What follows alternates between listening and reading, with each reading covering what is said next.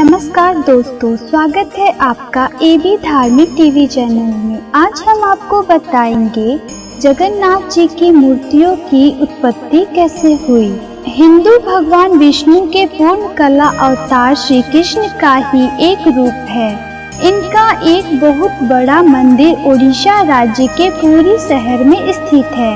इस शहर का नाम जगन्नाथपुरी से निकलकर पुरी बना है। यहाँ वार्षिक रूप से रथ यात्रा उत्सव भी आयोजित किया जाता है। पुरी की गिनती हिंदू धर्म के 4 धाम में होती है। अब जानते हैं मूर्तियों की उत्पत्ति कैसे हुई।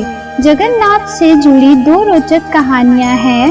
पहली कहानी में श्री कृष्ण अपने परम भक्त राज इंद्रद्युम्न के सपने में आए और उन्हें आदेश दिया कि पुरी के दरिया किनारे पर पड़े एक पेड़ के तने में से वे श्री कृष्ण का विग्रह बनाएं।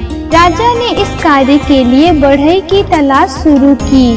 कुछ दिनों बाद एक रहस्यमय बूढ़ा ब्राह्मण आया और उसने कहा कि प्रभु का विग्रह बनाने की जिम्मेदारी वो लेना चाहता है, लेकिन उसकी एक शर्त थी कि वो विग्रह बंद कमरे में बनाएगा और उसका काम खत्म होने तक कोई भी कमरे का द्वार नहीं खोलेगा, नहीं तो वो काम अधूरा छोड़कर चला जाएगा।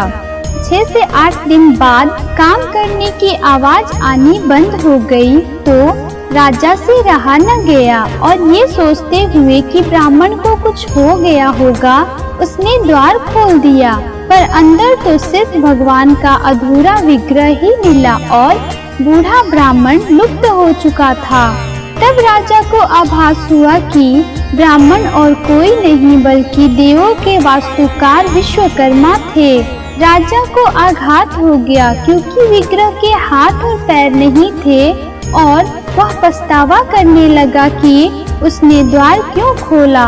पर तभी वहाँ पर ब्राह्मण के रूप में नारद मुनि पधारे और उन्होंने राजा से कहा कि भगवान इसी स्वरूप में अवतरित होना चाहते थे और दरवाजा खोलने का विचार स्वयं श्री कृष्ण ने राजा के दिमाग में डाला था, इसलिए उसे आघात चिंतन करने का कोई कारण नहीं है और वह निश्चिंत हो जाए। दूसरी कहानी महाभारत में से है जो बताती है कि जगन्नाथ के रूप का रहस्य क्या है। माता यशोदा, सुभद्रा और देवकी जी वृंदावन से द्वारका आए हुए थे।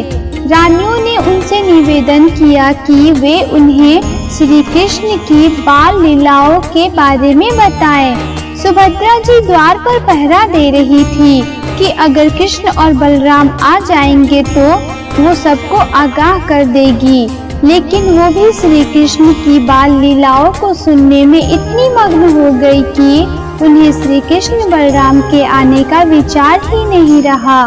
दोनों भाइयों ने जो सुना उससे उन्हें इतना आनंद मिला कि उनके बाल सीधे खड़े हो गए, उनकी आंखें बड़ी हो गई, उनके होठों पर बहुत बड़ा स्मित छा गया और उनके शरीर भक्ति के प्रेम भाव वाले वातावरण में पिघलने लगे।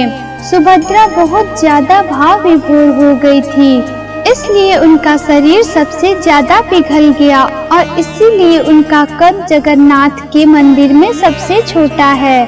तभी वहां नारद मुनि पधारे और उनके आने से सब लोग वापस आवेश में आ गए।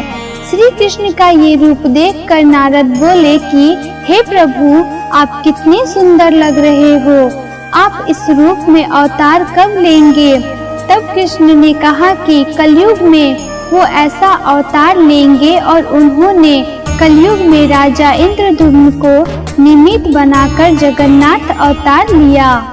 आशा करती हूँ आपको ये जानकारी पसंद आई होगी। धन्यवाद।